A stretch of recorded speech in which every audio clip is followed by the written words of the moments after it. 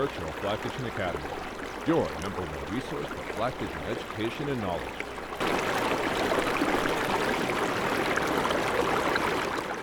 Hello, I'm Mike Sandifer with Northwest School of Fly Fishing, and I'm here to talk to you about where to fly fish in Southwest Idaho this spring.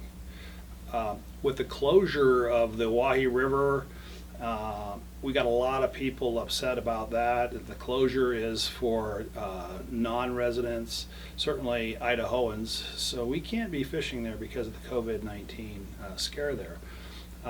Certainly, we're about ready to hit 6,000 cubic feet, certainly coming soon on the Boise River, and it's going to be hard for people to fly fish right now. Traditionally, we've gone to the Owyhee River in the spring because it doesn't have huge flows going out of that river in the spring, and hatches can be pretty consistent, but we don't have it this year. And I got a lot of emails, I've gotten a lot of phone calls from a lot of people. Some of them I know, some I don't know, of where can I fly fish now. Well, that's what this video is all about. We want to make sure that I explain to you on some of the best fly fishing that we have outside of those two rivers. The Treasure Valley is known as one of the best fly fishing areas in America, and it's that way because of our weather. We can fly fish year round. Most places can't. The second thing that makes the Treasure Valley one of the best fly fishing areas in the Northwest is that we have two great rivers here. Certainly the Owyhee River is considered by many to be the top brown trout fishery in the North American continent. And also, if we go east of Boise, we have the South Fork of the Boise River, which is considered in the top 3 or 4 tailwater rivers in the Northwest for rainbow trout. And that's closed right now for the spawn. But those pretty much keep us in that top echelon of fly fishing. What most publications ignore is we have the top urban fishery in town, which is the Boise River. Problem we're having right now is we can't fish these rivers. Certainly you can fish the Boise River as of this filming through town, but it's going to be cruising at 6,000 cubic feet, maybe even higher this year. So we got to know where to fly fish. And there are other great rivers and streams in our area within 30 minutes to an hour and a half from town that I've been fishing for 3 decades. They're not secrets, they're places we fly fish. And I like fishing them. I fish them hard every year, and it was an opportunity for me to get away from some of the crowds on the Owyhee River in town. And I'm still fishing those places this spring. We were there fishing, and you'll see through some of the videos I'll show you of these rivers and streams. What I've done is I put together some video instruction too, as I'm on these waters, to kind of help you, give you an idea of, or a flavor of what I'm doing on the rivers, and certainly what you can try to do too. And I'll break those down and how to fly fish these specific streams and rivers as we go along.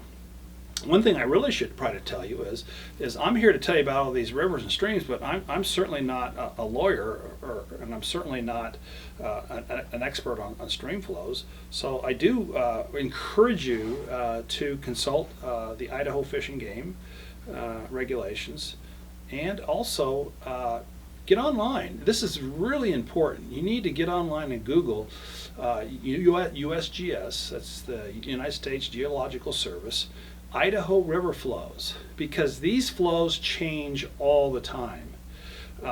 What's happening today, I mean, I was on the Malad River, and it had, good Lord, it had 600 cubic feet going through there when we were there. And I checked it today, it's like 250. So these things will fluctuate. And you need to check on that before you go fly fishing anywhere. Snake River's the same way. If you go out to Snake River, we have it. There's dams up and down the Snake River. Each dam is releasing a different flow than the other dam. Certainly Swan Falls is that way. You need to check Idaho Power for stream flows from Swan Falls, Idaho downstream. Also, one last thing is you should be following me on Facebook.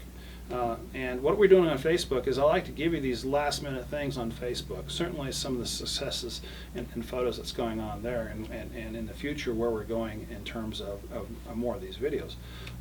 And also I encourage you to visit the Virtual Fly Fishing Academy. So you can log on to Northwest School of Fly Fishing and just click Virtual Fly Fishing Academy. We have courses and memberships that keeps this education going on for you. First up for me is the Snake River. Recently, Todd and I were down there fishing, and you need to follow me on this one.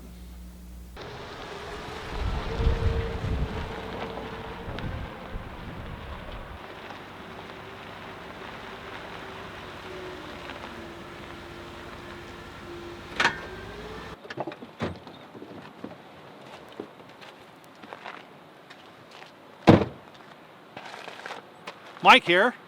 This is the Snake River. We're talking about the Snake River below Swan Falls. This is the place you want to go to in the spring. It's certainly my favorite place to go in the spring. We're right here at Fisherman's Point. It's probably my favorite place to fly fish. I've been here many years, and I've always seemed to catch trout here, or excuse me, smallmouth bass here. You can fish Fisherman's Point at high water. I was down here last year at about 1900 cubic feet and was able to catch a good chunk of smallmouths. You can fish Fisherman's Point at a low water, 4,000 or 5,000 cubic feet. It just offers you an opportunity to have everything in your advantage. We're lucky enough today where it's at 1,200 cubic feet, and we should be able to go ahead and just fish casually. Although we're having a little problem with the wind today, we'll fight through that. What I like about this particular section of Snake River is it's 40 minutes from home. Unlike the Wahi River or the Boise River in town, you got a lot of people down there. Here, hardly anybody comes down here. I can't recall the last fly fisherman I saw down here. You're 40 minutes from home. You can get down here at 10 o'clock in the morning and do a little bit of fishing, catch some smallmouth bass, and go to the park down there at the dam and have lunch, and then go home. You're home by 1:30. Right now, Idaho Power has closed down all the facilities here. You can't go to the dam, you can't go to the campgrounds, but you can fish the river. We happen to be here at Fisherman's Point. This campground's open, so feel free to come down here and at least enjoy this beautiful canyon. Certainly, you can spend the day down here enjoying yourself. So I'm going to go ahead on down the river and catch some trout, or some smallmouth. So I'm going to go down there, and you'll see kind of how I do it and how I enjoy doing it. All right, here we are. This is the section of Fisherman's Point I really love. But before I get into that, I really want to talk about the rod that I have here and what I'm using. I'm using a regular old 9-foot 7-weight rod. You can use a 6-weight rod. I wouldn't go much lower than that because we got a lot of wind today. And I'm using a sink tip. I've got about 10 feet of sink tip line on this 6-weight floating sink tip. And then what I'm using are, I got a little 2-hooked little rainbow trout here I'm going to start with today. And I've had pretty good success with this over the years. And we'll just go out there and dabble around. Now, behind me, what you're going to see is the main river off to my left, that direction. You're going to see it really running fast and hard.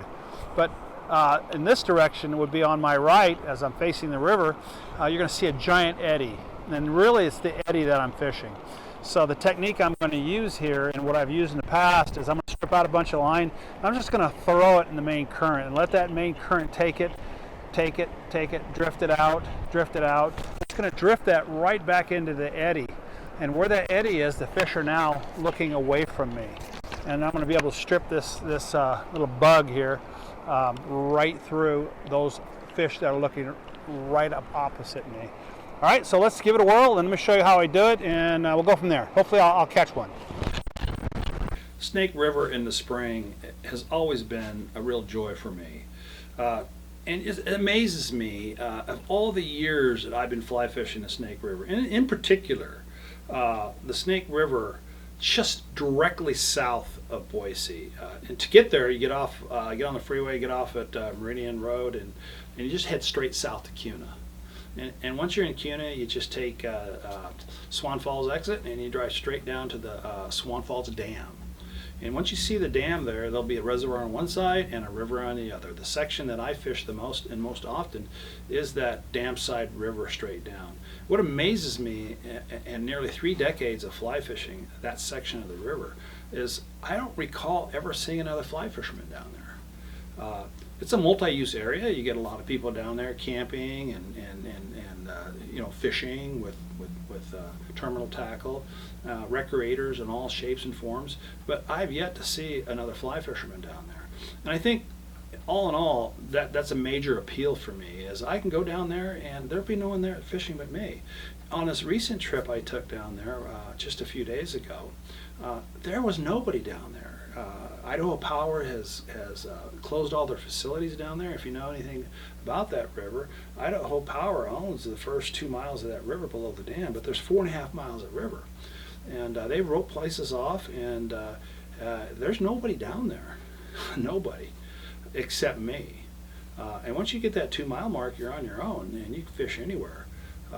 Personally, I don't think they could care less if you're fishing down there. But again, you might want to consult Idaho Power. I did, and I got conflicting things, but certainly where we were fishing, I was encouraged, and there were campgrounds that were open down there. But it's a place that I like to go. And I can give you a basic a CFS guide to go by. I was the most I've ever, most cubic feet per second flowing out of Swan Falls that I've ever fished is 1,900 square feet, and that's pretty brutal down there and dangerous. So I wouldn't go there at really, really high water. I'll give you an idea on the video that you'll see is that was 12,000 cubic feet coming out of that river, and we were able to catch fish down there. So you just got to be able, at high water like that, you really have to be able to just pick your places where you want to fish. And there's quite a few places down there where you can fish at high water. But I would look at that, that 15,000 and below. Normal flows through there in the summer is, you're talking 4,000 or 5,000 cubic feet flowing through there, and that's a huge, deep river. And you can wade all over the place at that level. Certainly Swan Falls is a place that you fish, you can fish there year round. There's no reason why you can't fish there in July or August. So it's not these places that you just go to in the spring. You can go through there all the time. But what I like to do is I like to drive down there, and I plan on getting there at 10 in the morning, and I've got quite a bit of river to fish there, and I can catch a lot of smallmouth bass and be home by 1 o'clock, have lunch and be home by 1 o'clock. A smallmouth bass down there, it's just not Swan Falls, but the whole breadth of the Snake River is really open for you to fly fish. There's other areas that you can go, and I'll mention later. Well, I'll just talk about it right now.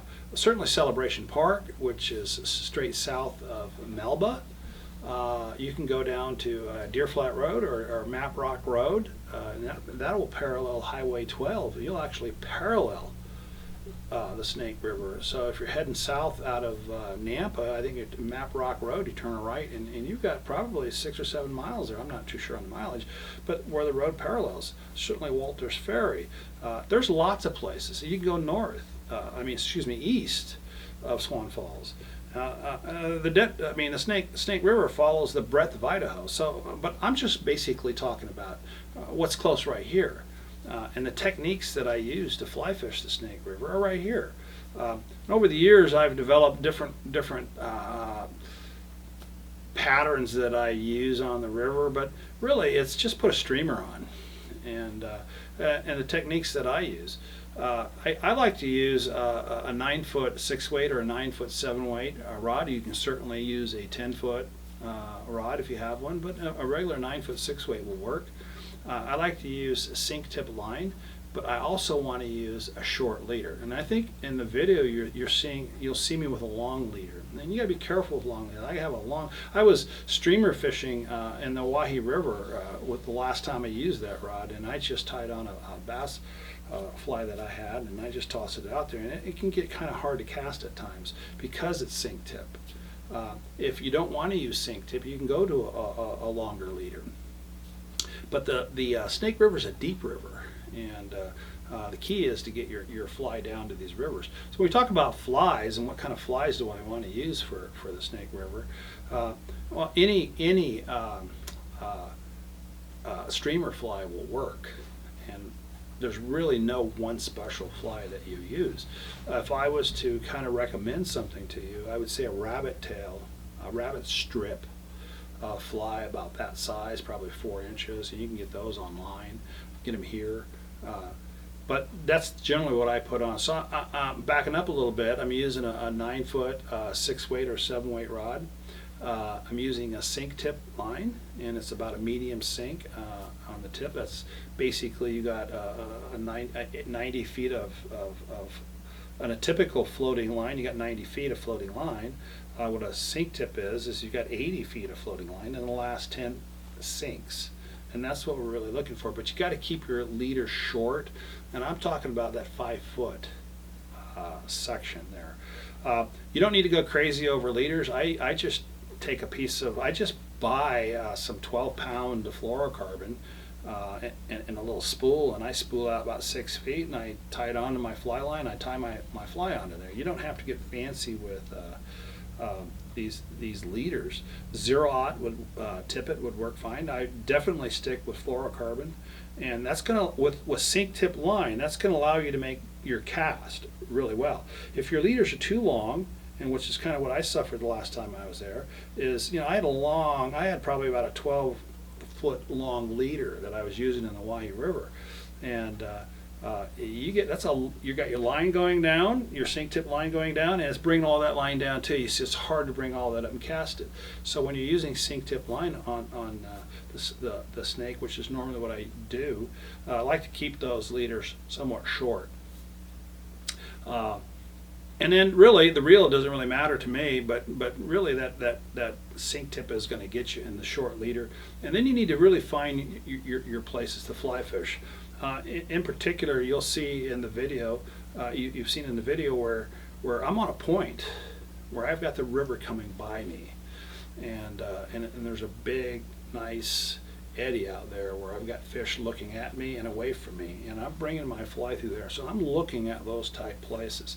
Also on the Snake River, and no matter where you're fishing on the Snake River, it's a deep river. I mean, it's deep. I mean, there's places that are 60, 70, even 100 feet deep in that river. And I see guys casting out into that. Well, there's no bass down there. The bass are shallow. And this time of year, the smallmouth bass are spawning. So when we talk about that, they're all tight, they're all together, they're spawning, they're protecting their reds, and they're shallow.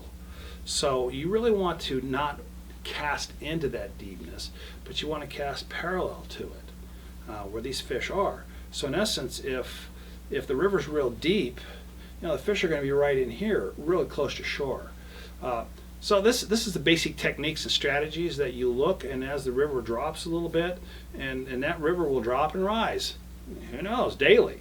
I've seen it go from 16,000 cubic feet to 8,000 in one day. It's just the needs of Idaho Power at the time, and they make those adjustments, and they don't tell us. That's why it's a good idea to pay close attention to the Idaho Power site. And you can just Google Idaho Power river flows, and they'll give you all the flows that you're talking about. But again, it's a good opportunity from where I'm sitting right now in my shop to get to the Snake River. Right here, it's about a 40-minute drive. It's not that far. Be cautious of the winds. If it's breezy here in Boise, it's going to be pretty windy. And a classic example, when Todd and I went recently down to the Snake River, we stopped at the canyon, top of the canyon, to look down and maybe take a photograph or something. And we had to turn our hats sideways. I'm not exaggerating. I think it was probably about a 50, 55, 60 mile an hour wind. And it didn't lose that much wind when we got down in the bottom. So it was complicated with a long leader and a really windy. It made fishing a little tough for me.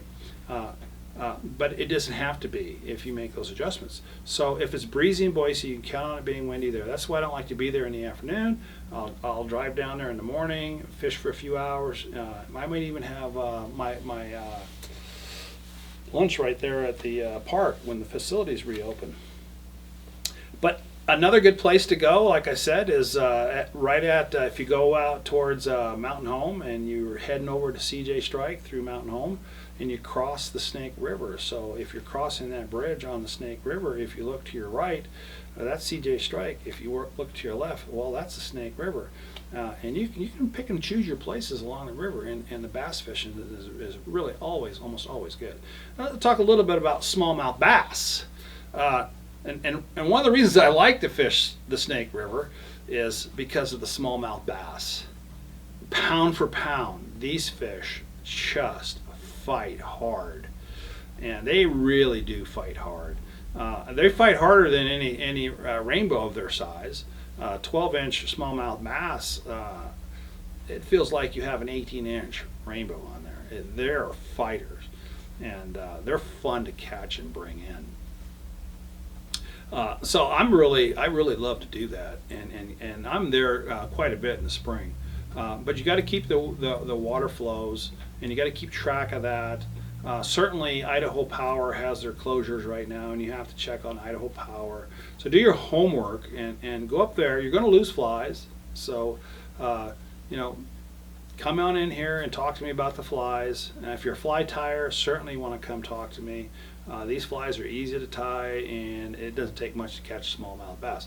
Now, having said that, if you have terminal tackle and you want to go down there with your terminal tackle, it's the same. The regulations are down there. I think for smallmouth bass, you have a 6 fish limit at 12 inches minimum. You can take your spinning gear down there and do it and enjoy the day.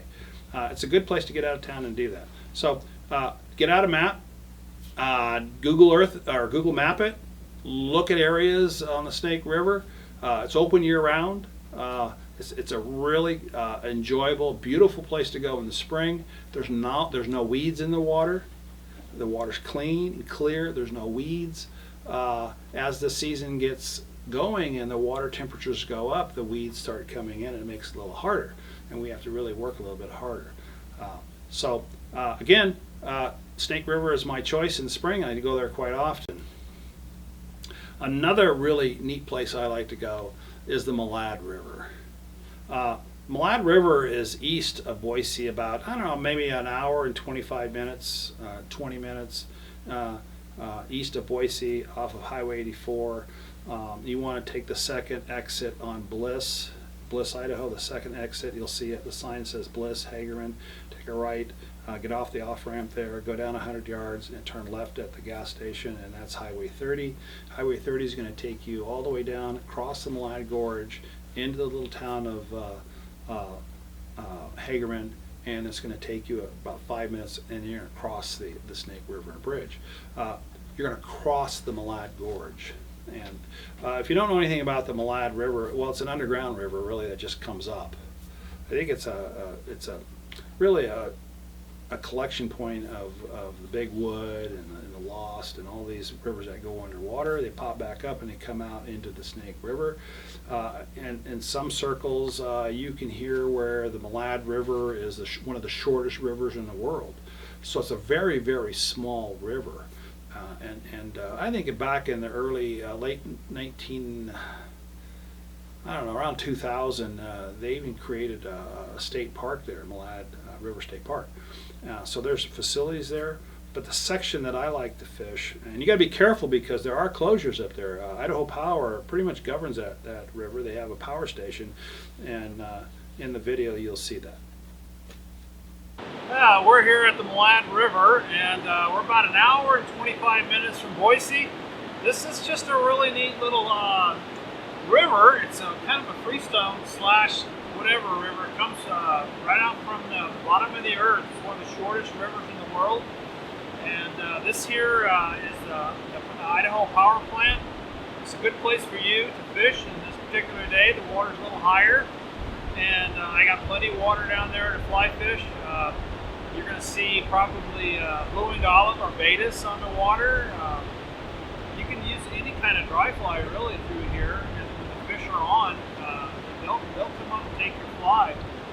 You can take a left at the bridge there off of Highway 30, and the road's going to run you up here, up over the hill and down probably, and you'll get another 200 or 300 yards of river to fish. But you're going to find these little pockets up and down the river. And these fish are going to, especially when the water's a little higher right now, these fish are going to be in these pockets. And that's really what I'm targeting on, these little pockets and little tailouts and runs here. I'm using a 4-weight, 9-foot 4-weight fly rod. I got various different flies I'm going to try and use. And just kind of read the water, take a look at it. When the water's running really, really fast, you're not going to find a lot of trout in there. They're going to be pushed into these little pockets. Look for those. And then don't be so quick on the strike. A good slip strike will work. Your left hand will do the strike, and you'll bring these fish up to your net. This is a really cool place to go. Not a lot of people fish the Malad. It's close to home, and you've got quite a bit of river here you can fish. This river's going to drive on down the road all the way and flow into the Snake River, and you can just kind of pick these little places out throughout the river, and it makes for a really, really good, enjoyable day, especially this close to home. I remember the first time I fished the Malad River. I didn't even know about the Malad River. And it was probably around 1994 or 5, whatever. And I just stumbled upon it. And we're driving down the freeway. We had to take a break right quick, and there was a turnoff there. And we looked down there, and there's a Malad River. And the kids ran across the bridge. We looked at it, and I go, I bet the fishing's good here. And I did a little research, and I went back, and I learned a little bit about that river. And when I went back down to that river, I learned, boy, this is a wonderful trout fishery. Recently, as much as 2 weeks ago, I had a total of 3 different anglers come into the shop, and they'd all gone to the Malad River separately from each other. And the amount of trout they caught there was phenomenal. And it's always been that way. So I don't know how to really classify that river. It's a tailwater, it's a freestone, it's an artesian, whatever it is, it's a river. And the trout are easy to catch in that river. It's a short river, but they take a dry fly on that river. And it's a small river, it's easy to fish it, it's pocket water. And you can enjoy it that way. Now, in the video you saw where Todd and I were down at the power plant, and they had a gate there that said closed. We couldn't go any further. But in normal times when that gate's open, it's going to take you up a little windy road and drop you right back down into the river. You're going about 300 yards of Malad River and road. And then you're going to come across another gate where you can park, and then you can walk even farther along that road, and you can get in any of the river, to the river anywhere along there. It's a river that's open. As I last looked at it, again, check with the regulations, but as I recall, it's open year-round, and there are some restrictions in the winter, meaning it's a catch and release, I believe, in the winter. And when the season opens, the last Saturday of Memorial Day weekend, I believe there is the regular regulations kick in where you're allowed to keep your 6 trout. But you, again, check the regulations on that. My point is when that river is at its normal flow, it's just an incredible fly fishing river.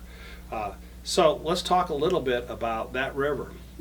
I like to keep my leaders short.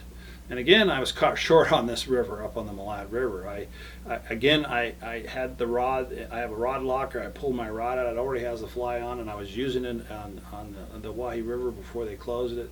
And I had a 12-foot leader on there, and I'm using 6X. So, and we were a little windy in there, and I had to put a new leader on before I walked back down in there. I took that leader off. I had to put a leader on. I just use a standard 9-foot taper leader down there. You want so in essence you want to keep your leader somewhat short, and it's a river that you can get by with a creek rod.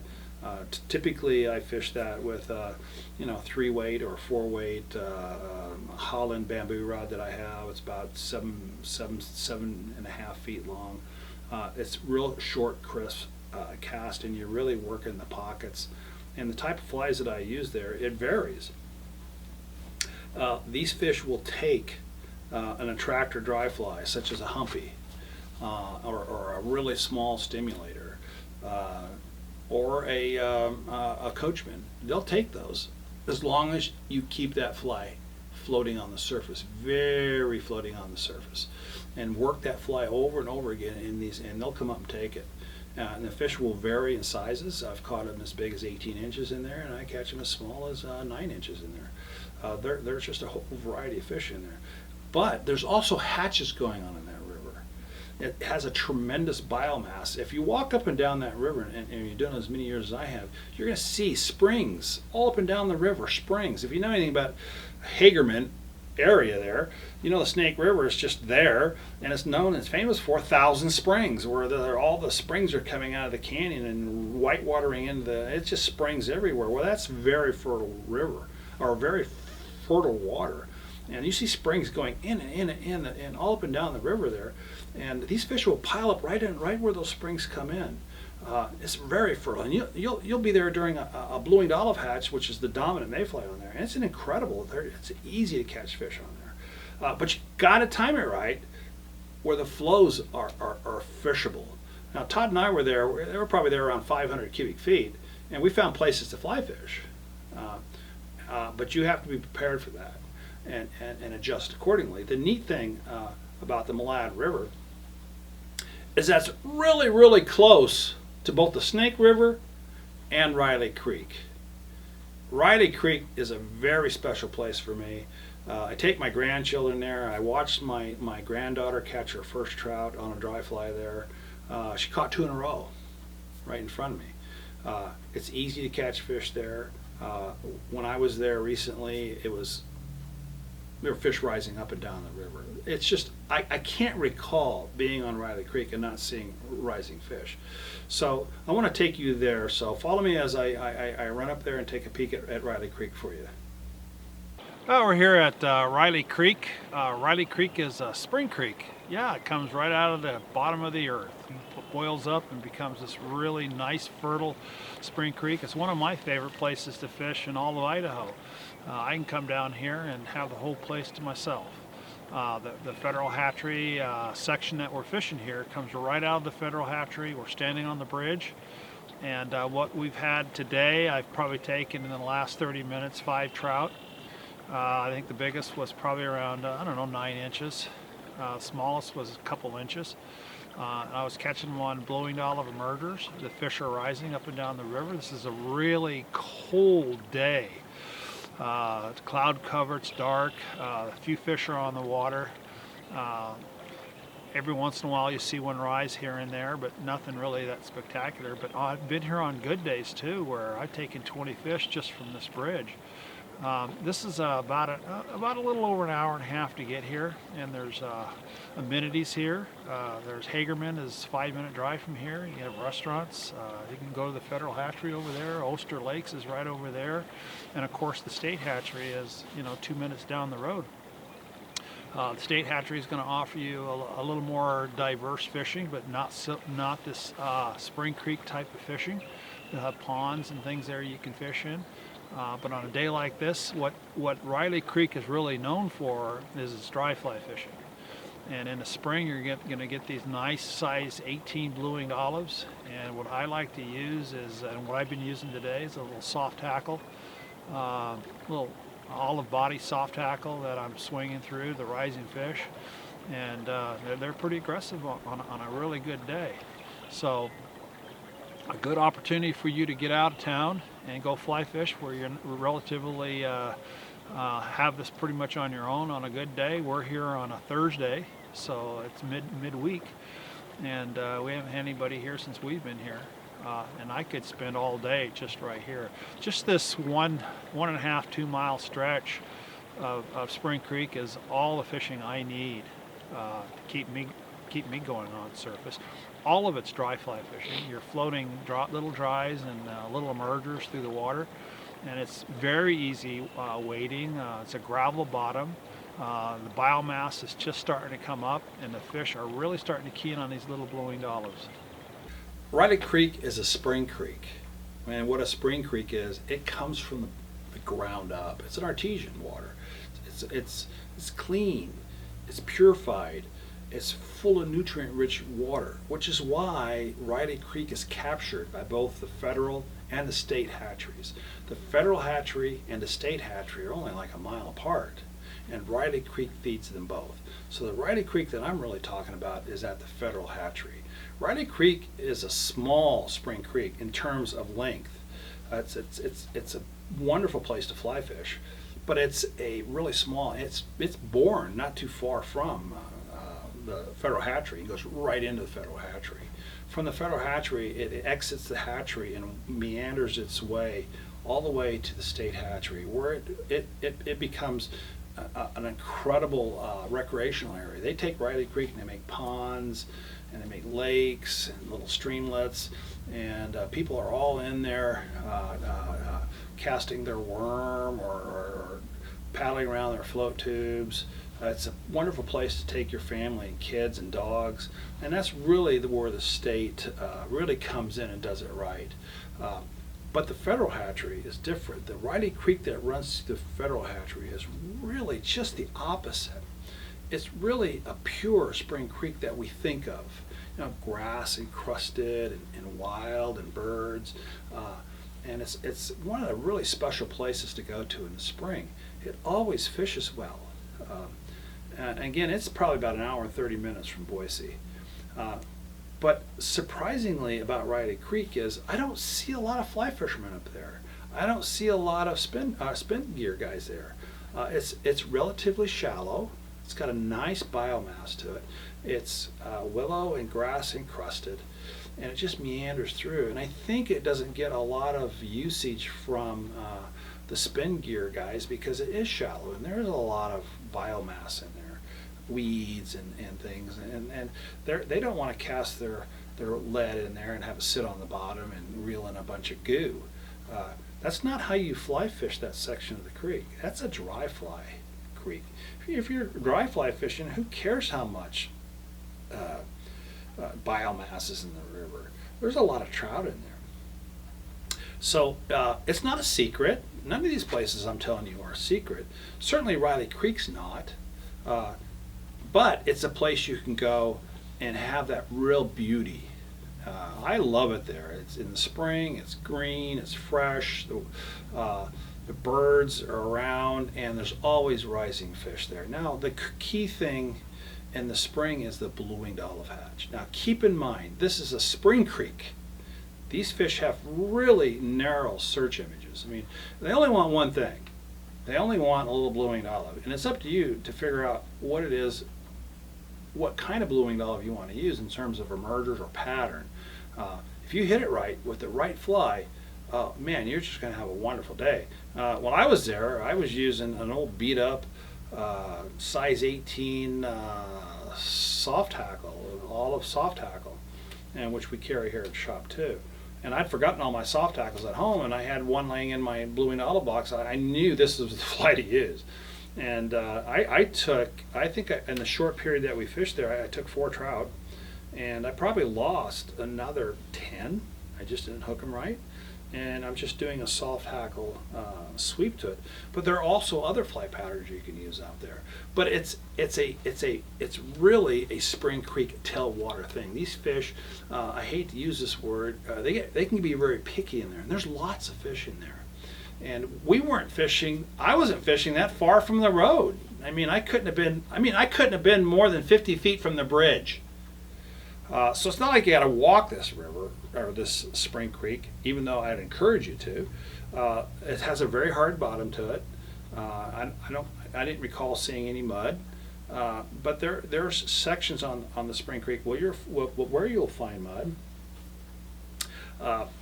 But by and by, it's certainly how I used Riley Creek over the years. It was a place where I would leave Boise in the morning in the spring, and I would drive up there, and I would fish in the morning, and I would have a picnic lunch there.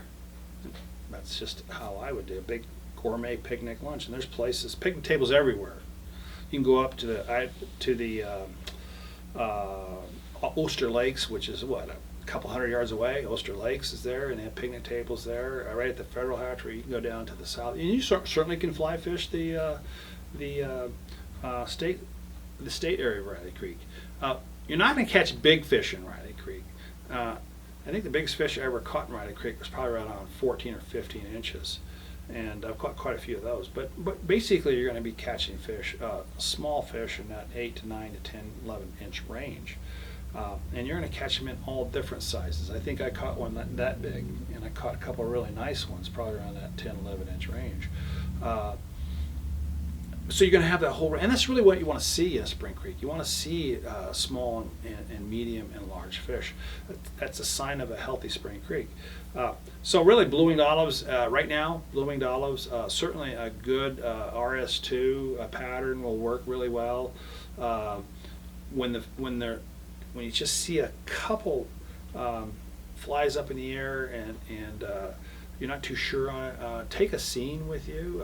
I have one that you can get a paint store filter that goes over a bucket, and people pour their paint in them, and you can take that and put it around your net, and you can seine what these fish are eating, because a lot of times they'll fool you. You know, they're not eating blue-winged olives, but they're eating a little midge. So you have to be a little scientific up there and have the time to do that. Most of us drive up there, plow in there, and I'm guilty of this too. Sometimes you just get there, you just want to go out there and fish and spend all your time fishing and without taking a really in-depth look at that. But this is a place where you really want to spend a good 15 minutes before you fly fish and really seeing the river and do it that way. Obviously, when there's a lot of blue-winged olives flying around, you really want to stick with that blue-winged olive.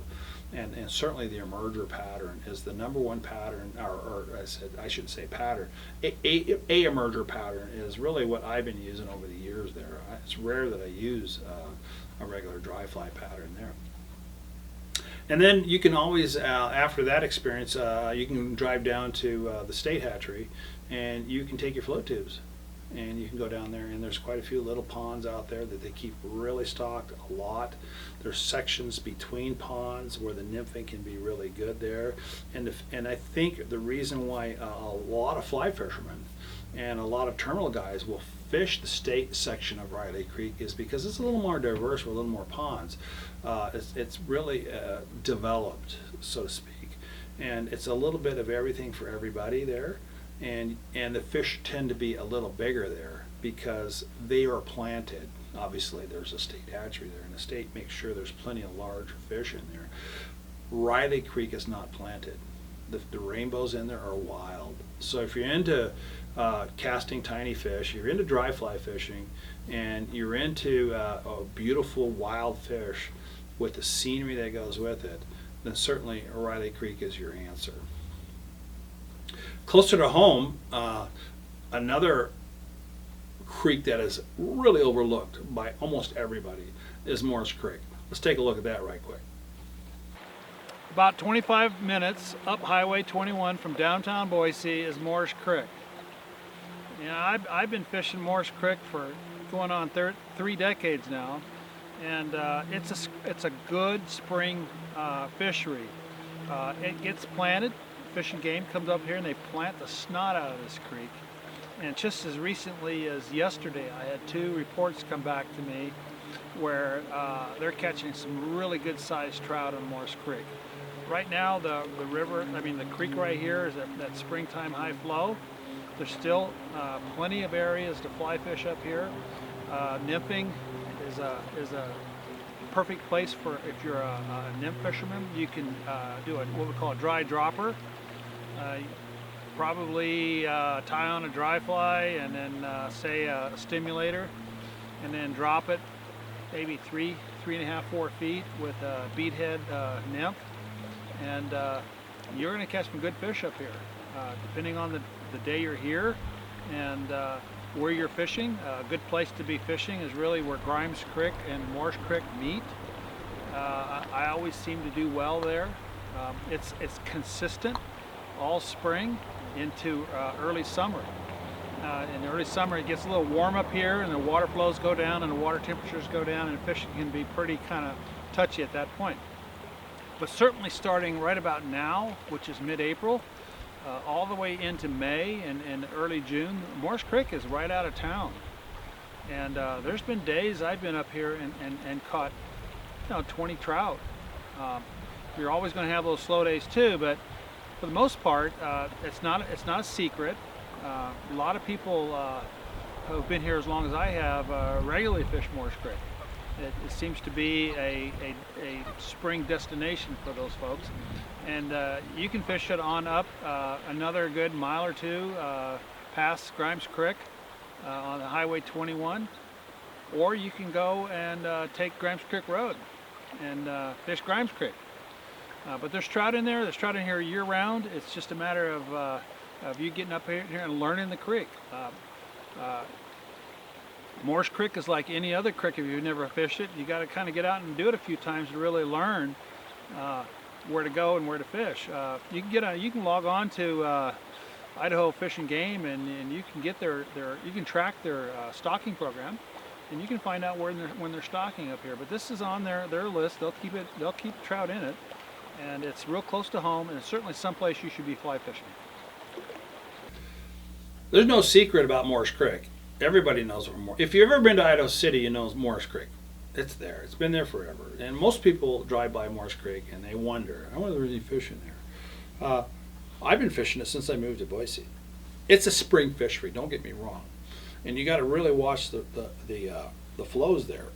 In the video, I think the river at the time, Morris Creek was around that 280 mark, and very fishable, very fishable. And it's also where we lost our drone in the river. We lost power on our drone and it went right in the creek. And I did a rescue of it. But as you look at that video, you see that's moving pretty good through there. But what you need to know is this: a couple things. One is that rainbow trout from Lucky Peak will spawn up into Morris Creek. On top of that, Idaho Fish and Game really plant that creek really well. Certainly, it won't be a place. It shouldn't be a place that you go up and visit. What I like to do is I like to fish Morris Creek in the spring. I really do, for a number of reasons. There's where Grimes Creek and Morris Creek come together on Highway 21, which is just below Idaho City. They really plant that really hard with fish, and it's easy to catch trout when the water's clear. Doesn't really matter how high the creek is as long as it's clear. So what I'm looking for on that creek and any spring stream or river is how clear the water is. If I have clear water, I'm gonna do some really good fly fishing. On that particular creek, what works really well for you is nymphing. And there's basically two ways we're nymphing Morris Creek. And there's no really special nymph. There's no magic nymph. A good size 16 beadhead nymph works perfectly. But there's basically two different styles of how we're nymphing that river. Your traditional style would be, put the nymph on a split shot, or your Euro nymphing or drop shotting. That's certainly a technique, and nymphing is really probably the go-to way to fly fish that river. However, there is another way to do it, and I do it quite frequently, and that's with a dry dropper. I want to tie on a highly floatable dry fly.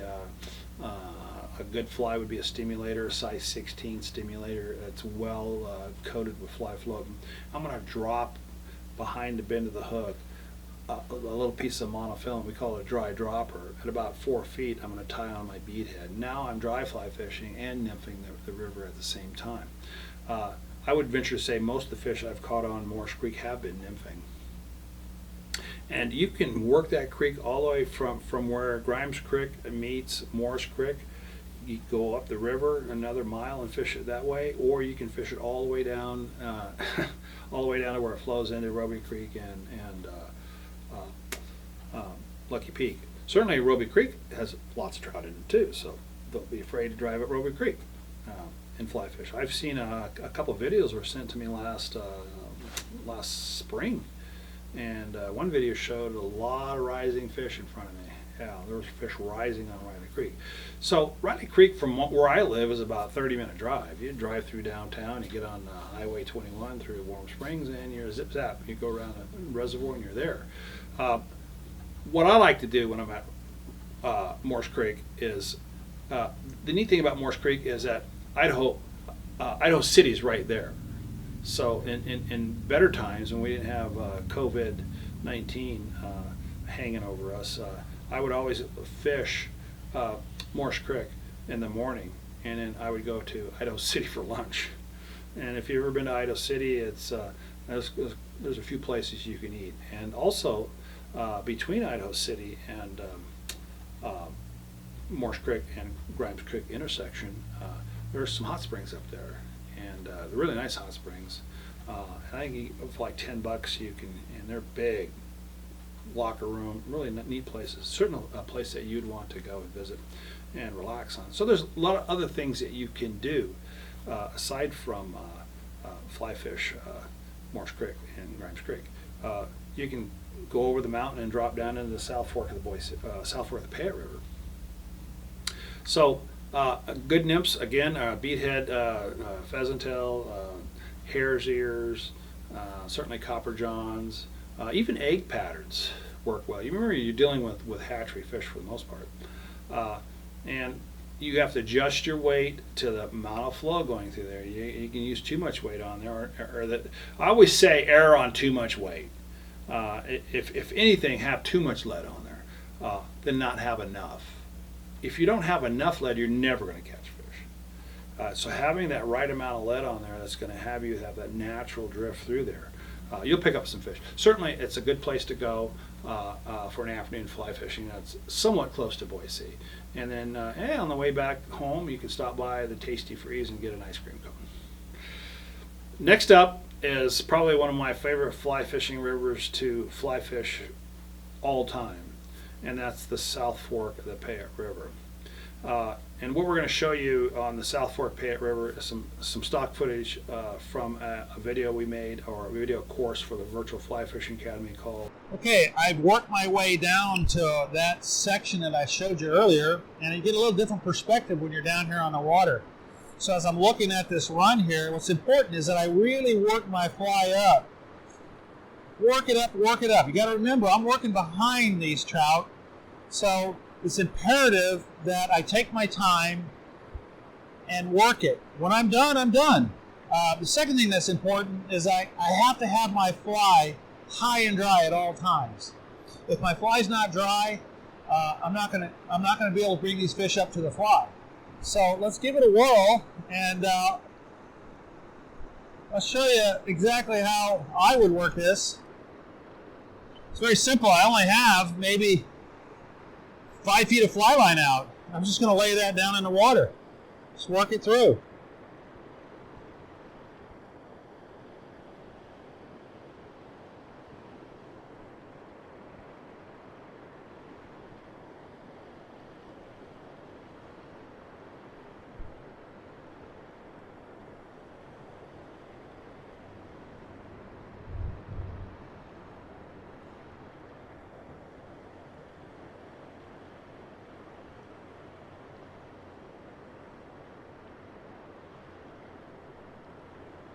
There I am, just starting right here at the bottom. It's not very exciting. Sometimes you get them, sometimes you don't. The worst thing I could possibly do is walk up on this section and scare these fish that may be down here at the bottom.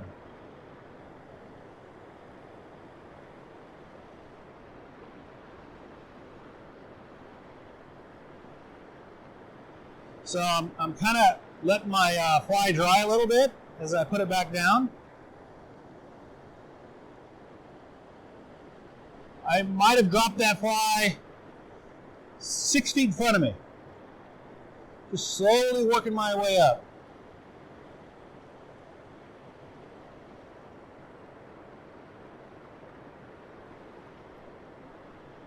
I'll dry it off a little bit.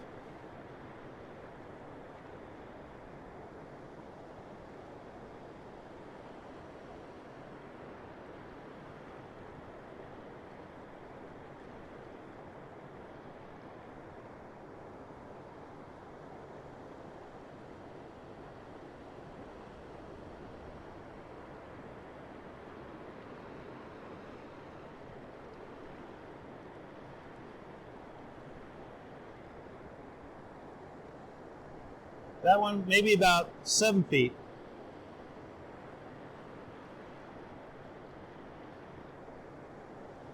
Seven feet. Now, I have the fly visually. I constantly have that fly in my eyesight. You may not be able to see it, but I'm watching that fly.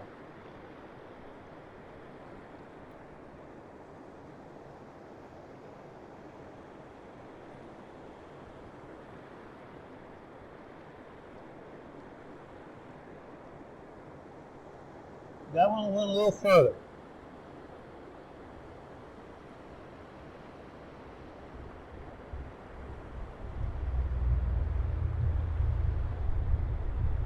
Give it a little air dry here. So I've worked the inside seam to my left.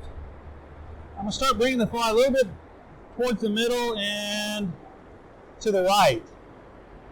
So what I have here is I have a strategy that I'm using.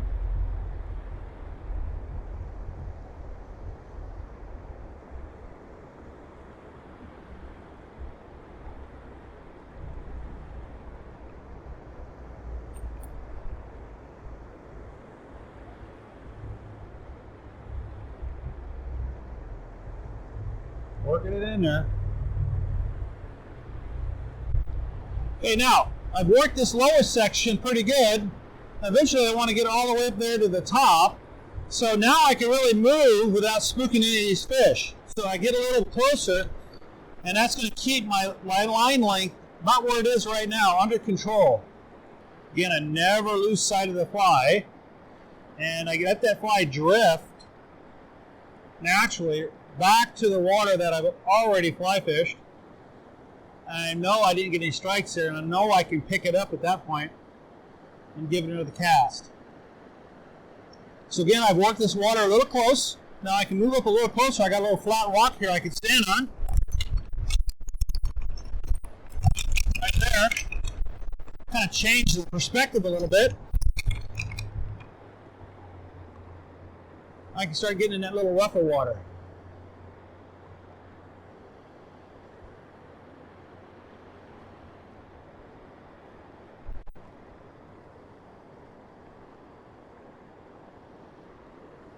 All the way now I'm at the top. Work that fly all the way through. So at this point, I've worked every single drift.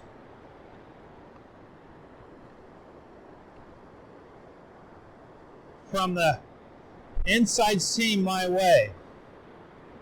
At this point, now I'm going to take my fly all the way to the top and run it right through. Again, keeping it in view. I have it right in my eyesight right now. As hard as it is for me to see, a good pair of glasses will let me cut that surface glare. And I see it right now.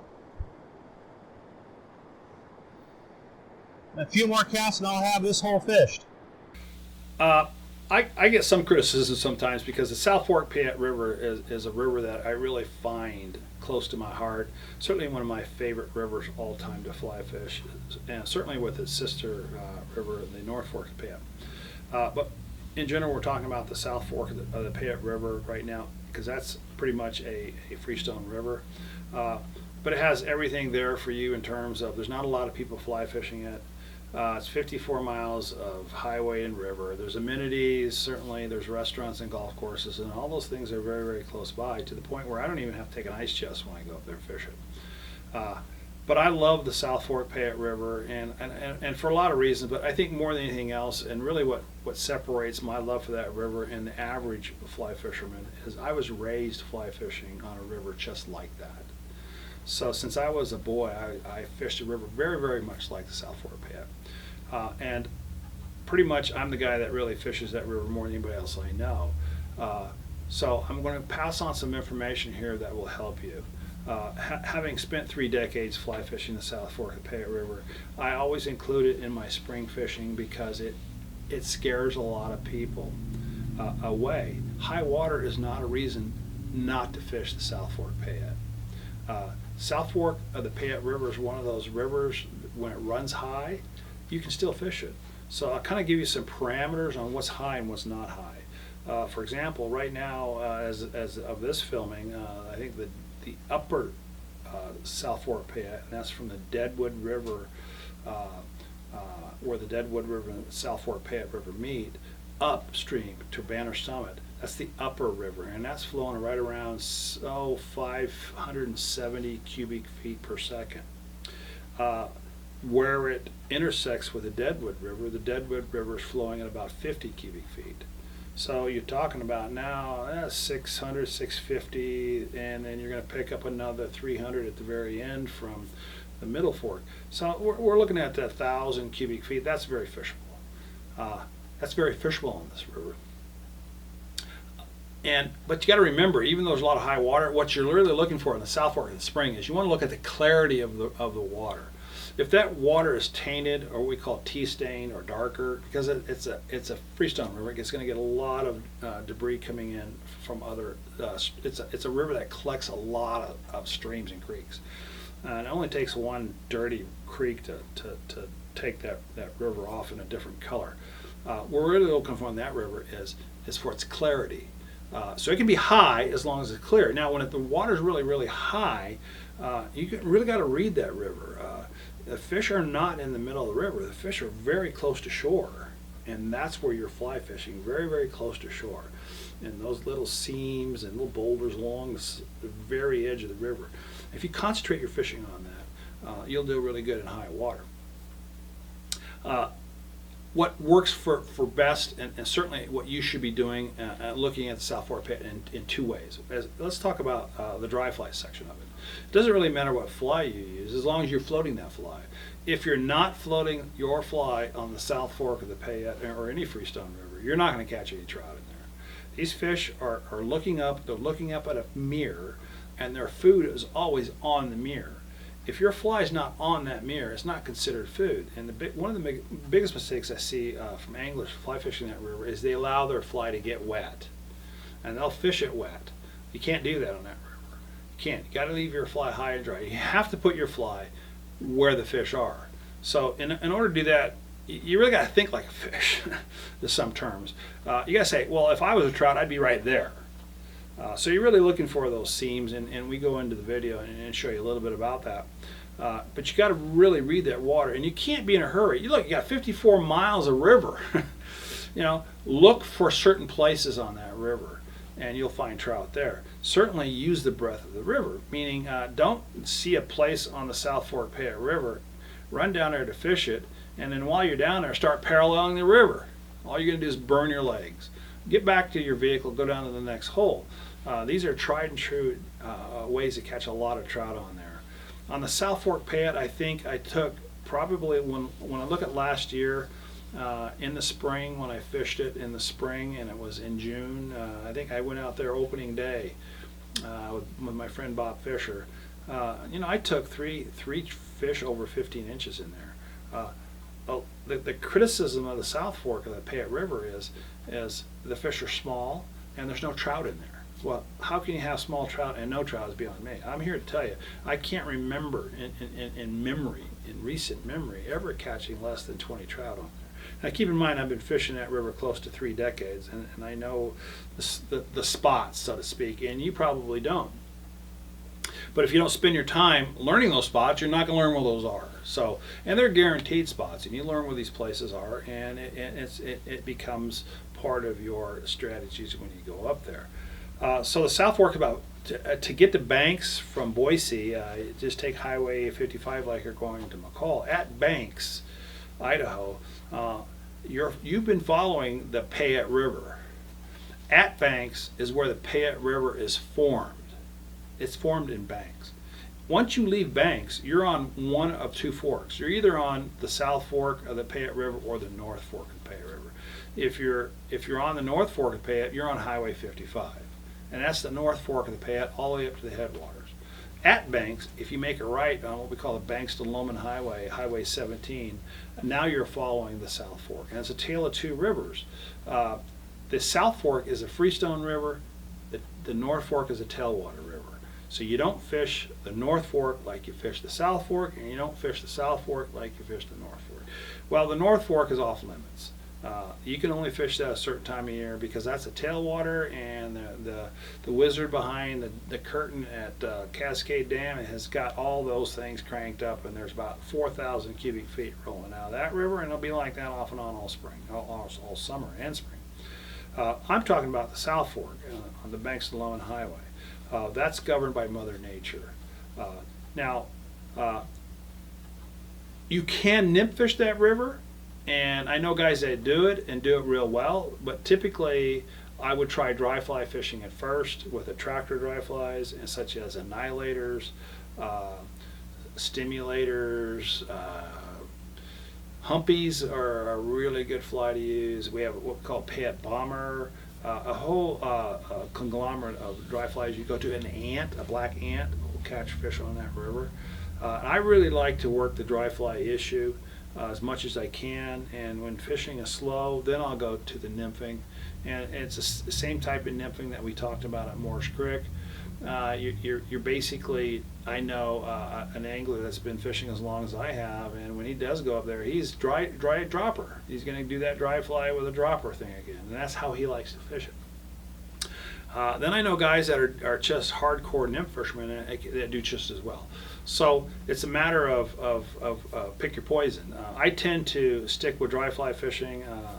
I've got a little bit of experience on the river, but when I have hard days, for me to switch to nymphing, I just go get my other rod and I'll do it. And what we tend to ignore, or most people don't really know, is there are big trout in the South Fork of the Payette River. They're big trout. It's just hard to get to them in high flows. Meaning these big trout that work that river, that live in that river during high flows, they're mainly on the bottom.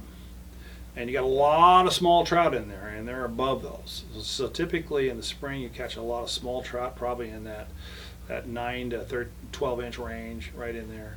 But there's some giant trout in there, and we go after those later on in midsummer, and we'll talk about that in another video.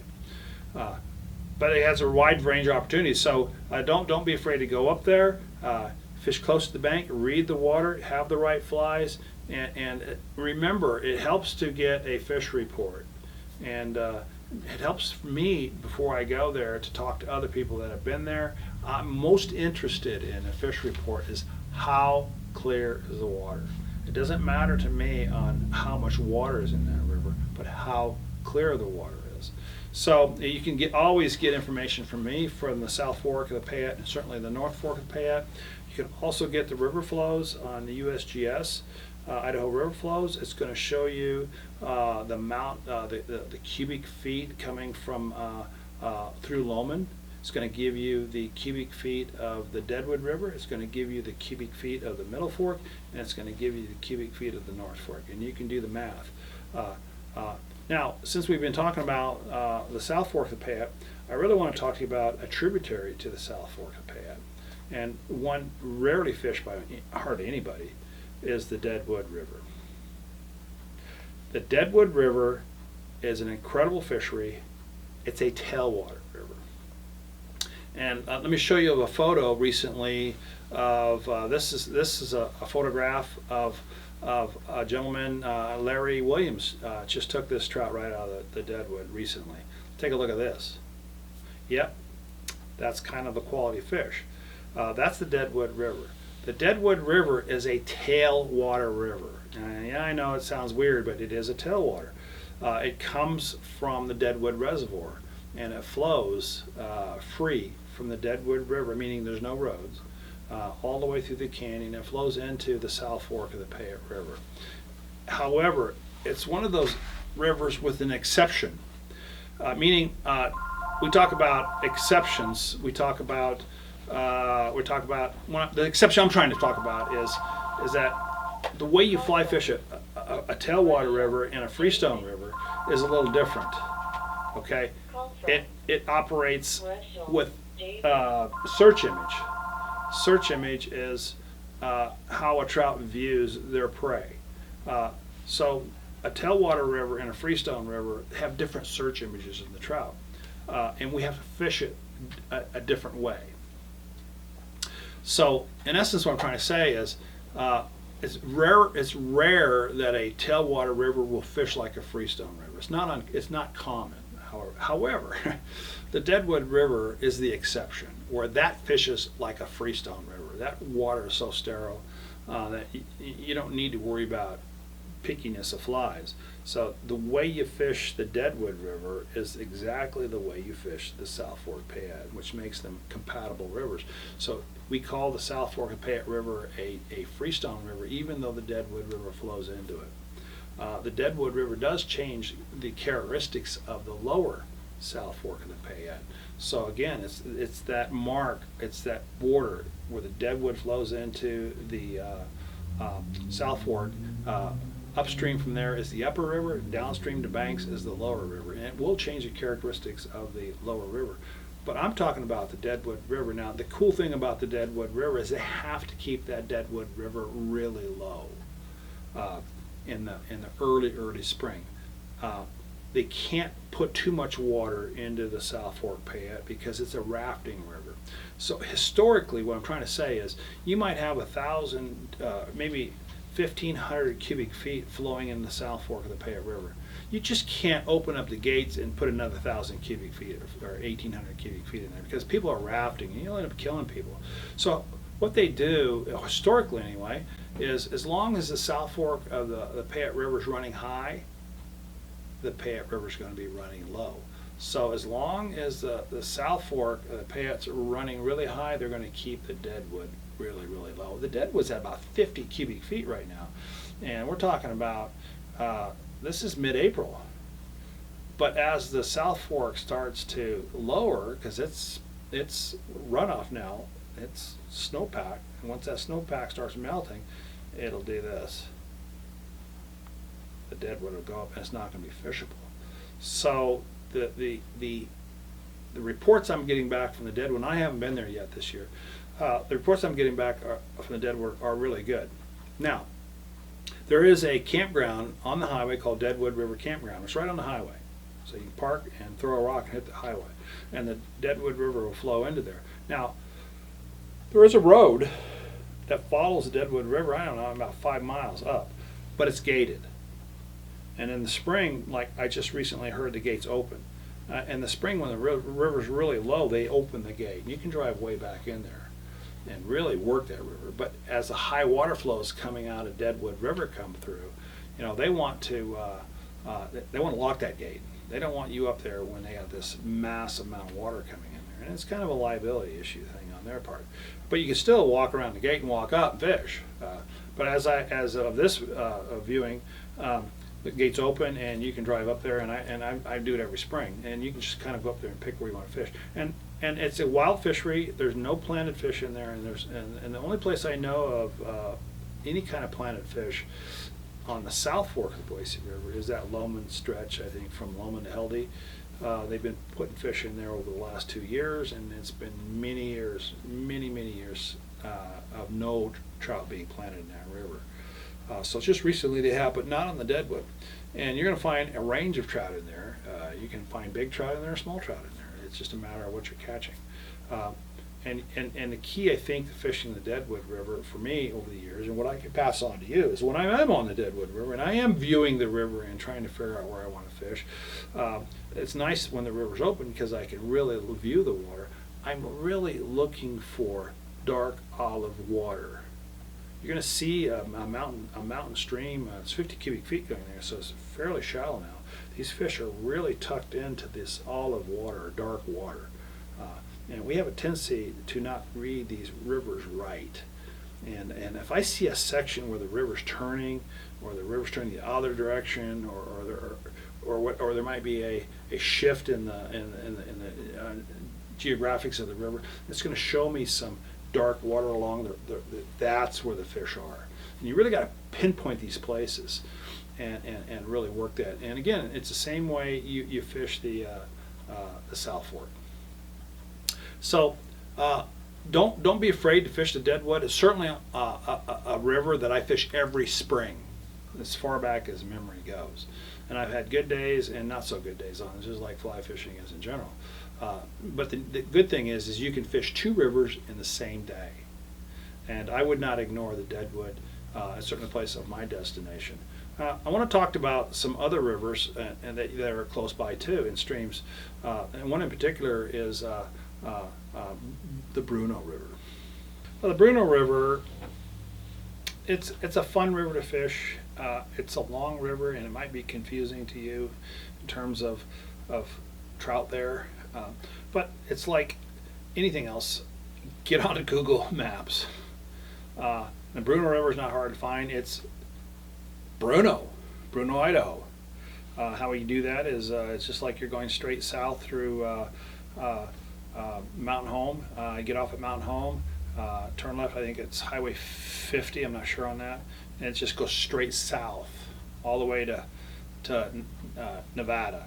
And you're gonna go down that view from go down that road from Mountain Home, and it's going to take you right to the Snake River. We talked a little bit about that. You're going to cross the bridge there. From the bridge to the right is CJ Strike Reservoir, and to the left of the bridge is the Snake River. You're going to go across that bridge, and you're going to go straight up all the way to the top, over by Crane Falls. You're going to drop all the way back down, and there's Bruno. You turn right on Bruno. Okay, now the thing about the Bruno River is it's a nymphing river and a streamer river, and you can get on Google Earth or Google Maps, and it'll show you the roads to take. And the section that we're fishing in the spring is really from Bruno down to the Snake River, and you're nymphing it. You're going to do your standard nymphs and streamer fishing, and they put a lot of trout in there, and there's a lot of trout in there. Remember, there's a lot of trout that are spawning from the Snake River that go up there. So again, you want to check the river flows. Again, it's USGS Idaho River Flows. You want to home down on figure out what the river flows are, the water clarity, and where to go. It's just get on Google Maps and go up there and use your first trip there as an exploratory trip.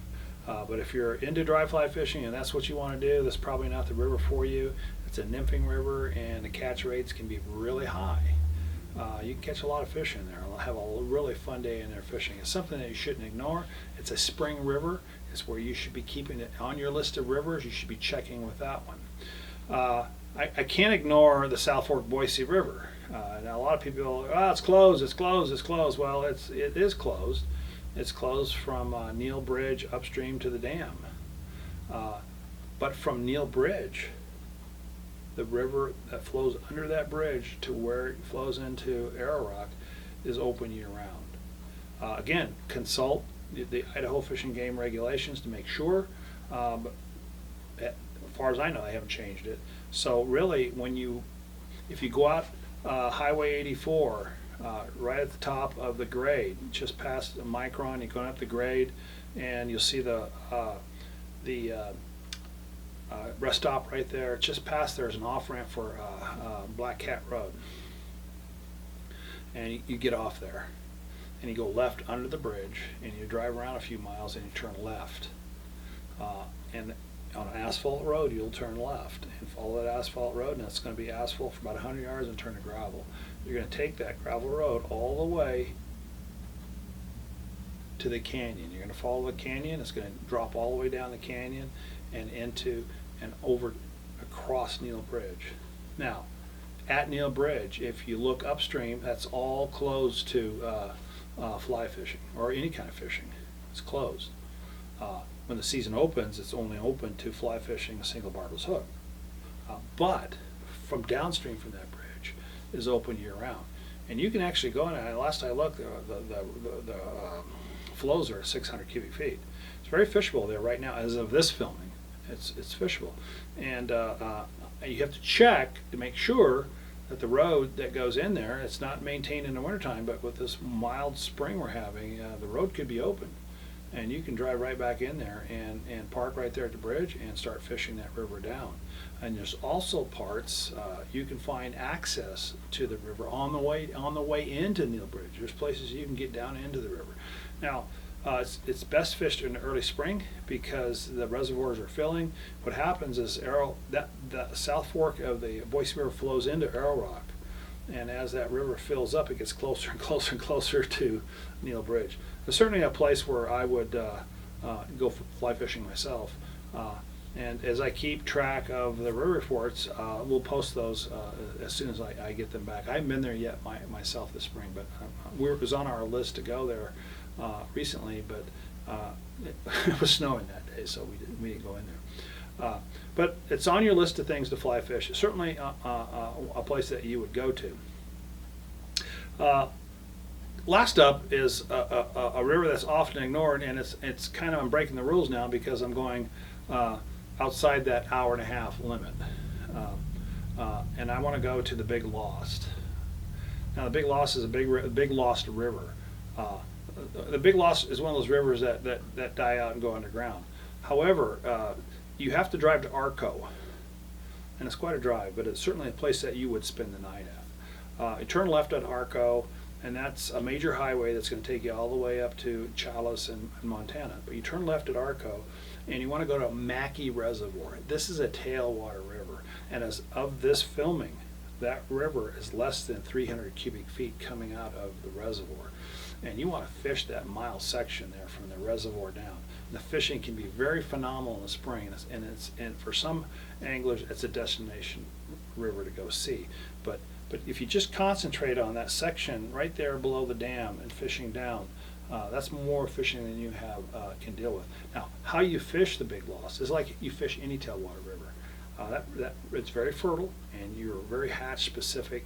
So the general rule on a tailwater river is when there's no fish rising, you're nymphing. And when you see fish rising, you are dry fly fishing.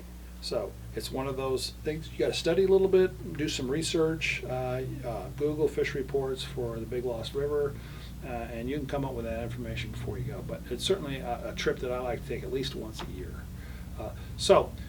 These are some of the areas around our area that you can fly fish.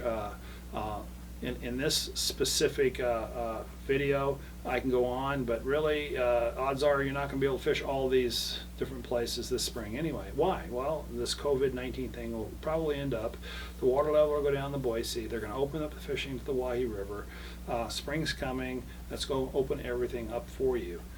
But this is certainly enough to keep you fly fishing on our rivers and streams.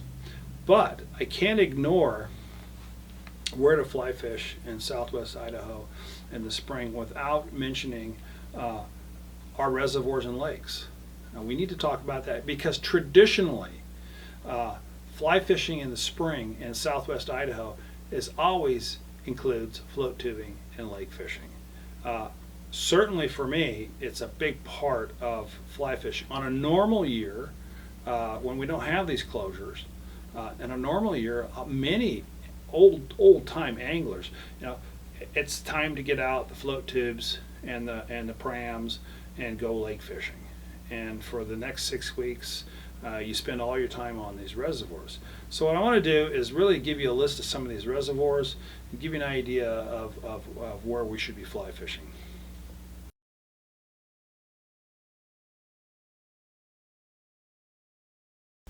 When you talk about reservoirs and lakes, if you're been around as long as I have or been here any length of time, this is an important time of the year for us. But having said that, if you've been doing this for a while, then our first go-to area is what we call Duck Valley Indian Reservation.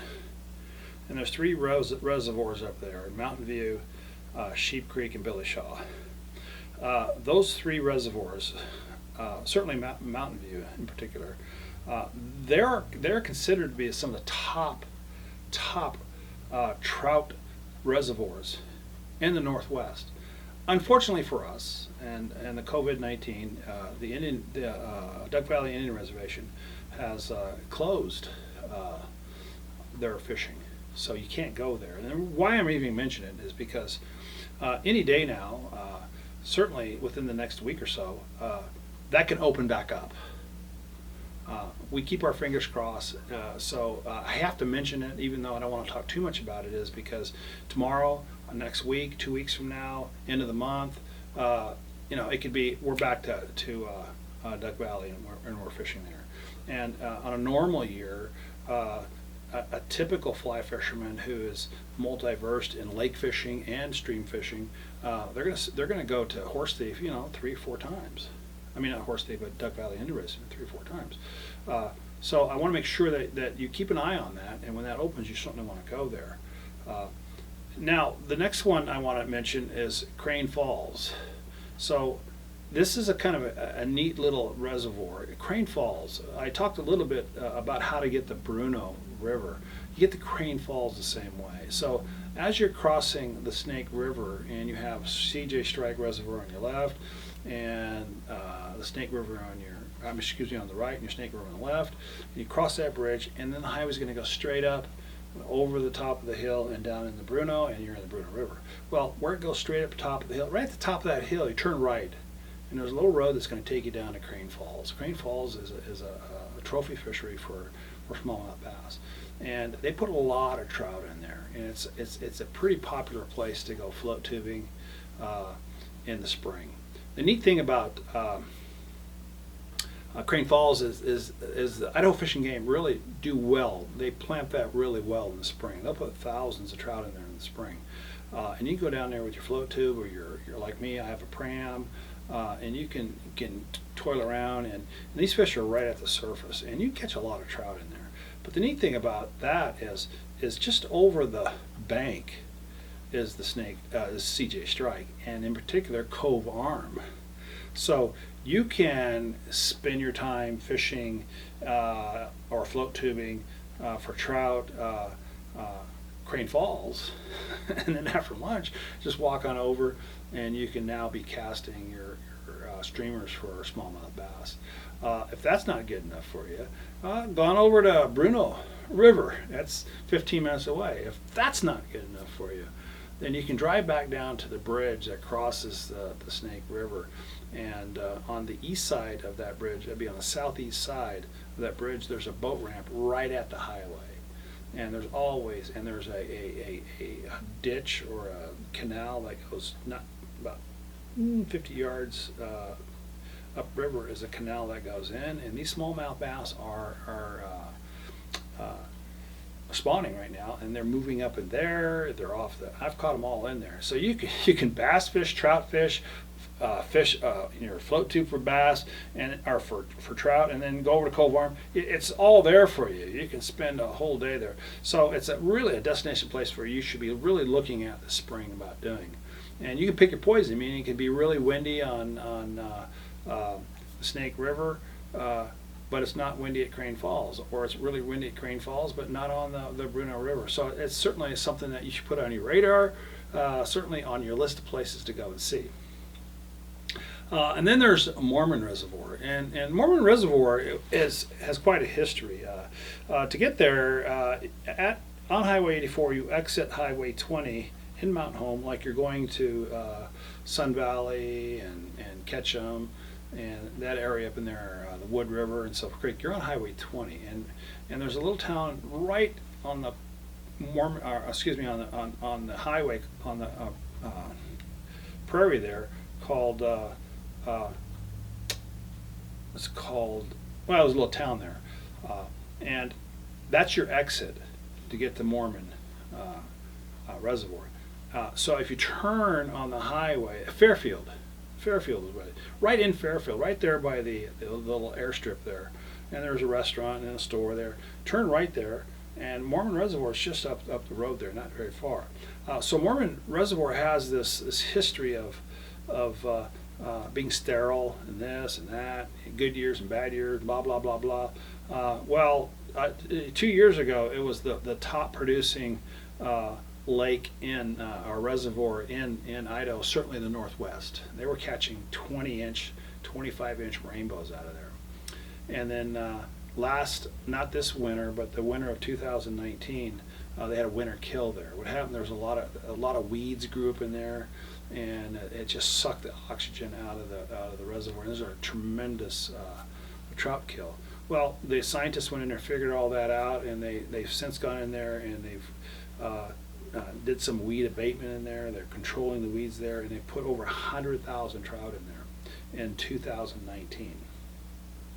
So those trout are all moving now. They're probably in that range, and I suspect, and I'd take the beat of that and tell you that I would give Mormon Reservoir a really good looking at if you're into still water and lake fishing. Certainly on my list of places to go. following along that line, Horse Thief Reservoir, that's up Highway 55, and you turn right just outside Cascade, and it's going to take you 20 minutes from downtown Cascade, this Horse Thief Reservoir. It's about a 2-mile drive on a dirt road off the main highway there, Horse Thief Reservoir. Horse Thief Reservoir is owned by Fish and Game, and they're always stocking it. And every single report I had last year out of Horse Thief had people catching trout. And it's your typical get on a float tube, a boat. If you own a boat, take it there. A canoe, take it there, and it's mainly trolling, and you're mainly trolling with sinking line, medium sink, type 3 line, and all these reservoirs, medium sink line, and you're using a variety of what we call still water flies, and we got them here in the shop. You come in here, I can walk you through it, but we're using leeches, and we're using woolly buggers, and one of the top flies on Mormon Reservoir last year, and all the reservoirs, was the chucker bugger, and you can only get it here, and it's tied by a rod emery, and that was a big fly.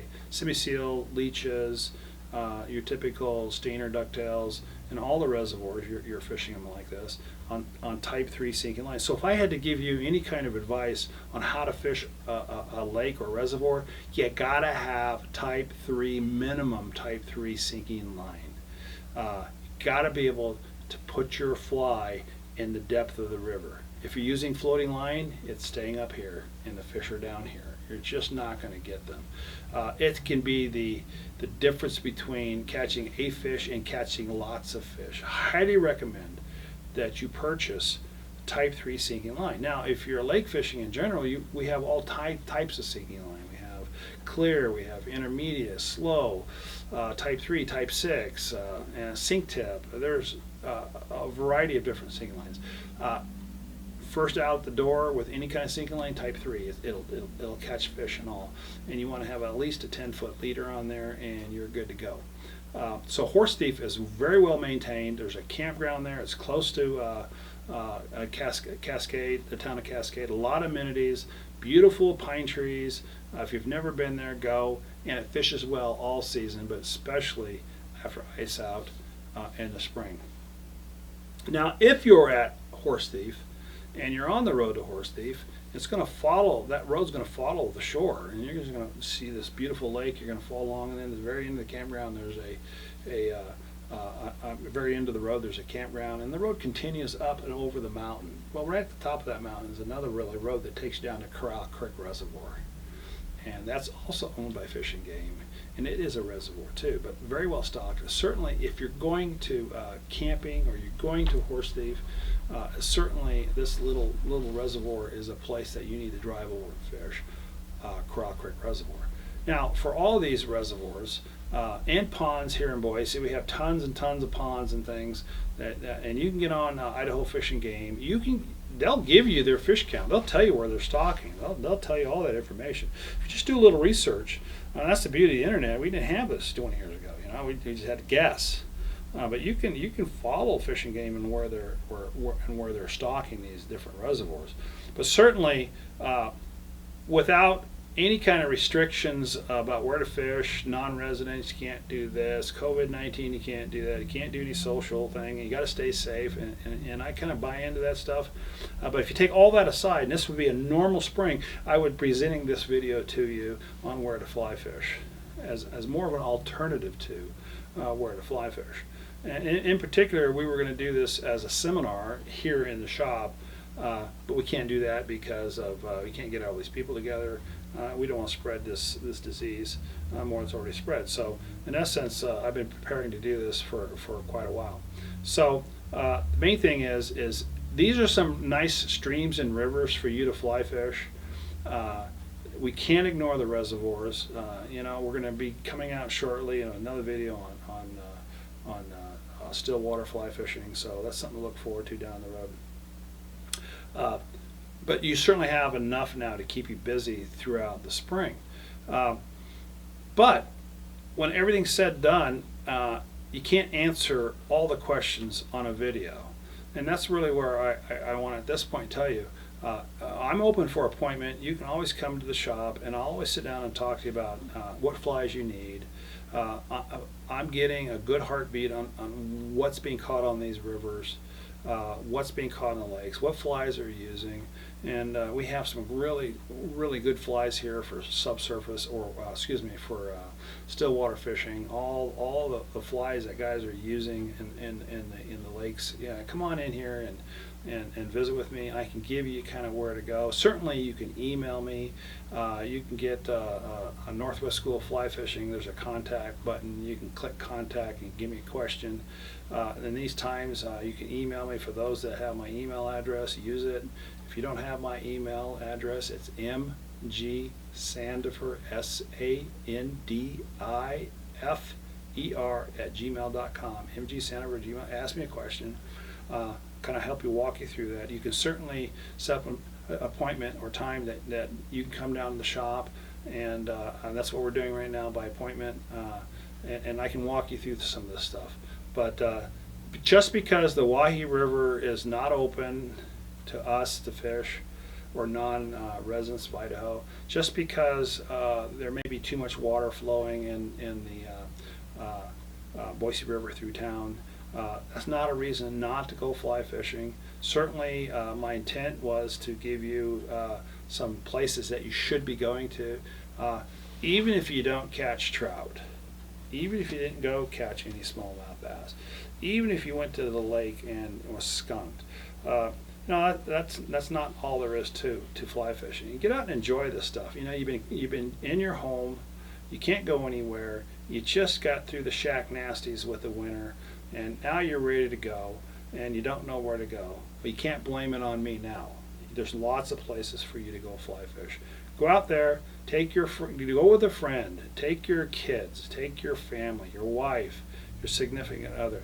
Spend a day and enjoy these wonderful places of Idaho. This is what makes living in the Treasure Valley one of the best places in the Northwest to fly fish, certainly in our country.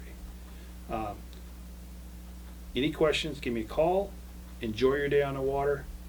I hope to see you on the water.